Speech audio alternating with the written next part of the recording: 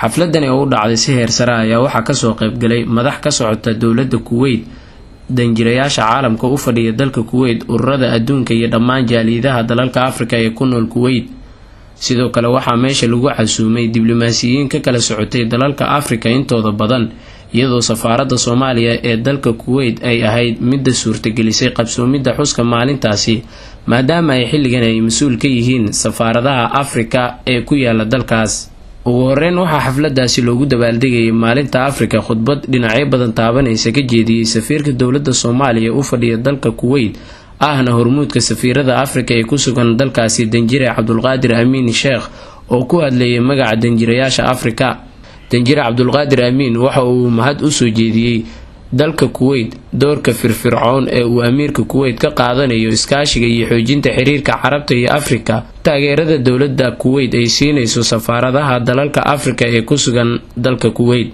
danjiruhu sidoo kale waxa uu cadeeyay in Afrika ay ku socoto wadada horumarka iyo xalinta dhibaatada Afrika u khaaska ah, isagoo tusaale u soo qaatay doorka ciidamada Afrika ee Soomaaliya ee gacanta siinaya ciidamada Soomaaliya.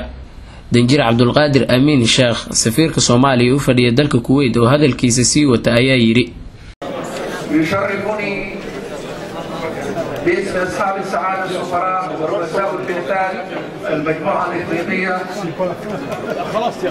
أن نرحب بكم ونشكركم على waxaa i farxad gelinaysa anigoo ku hadlaya magaca hormuudka safaaradaha Afrika iyo kan safaradeena Soomaaliya in aan idinku soo dhaweeyo xafladan laguna maamuusayo maalinta Afrika. sidoo kale qabsoomidda shir madaxeedkii wadamada Afrika iyo Carabta kana qabsoomay dalkan Kuwait waxa uu ka turjumayaa xiriirka adag ee u dhaxeeya dalalka Afrika iyo Carabta. hogaamiyaasha Afrika waxay garwaaqsadeen inay xaliyaan dhammaan mashaakisha u gaarka Afrika.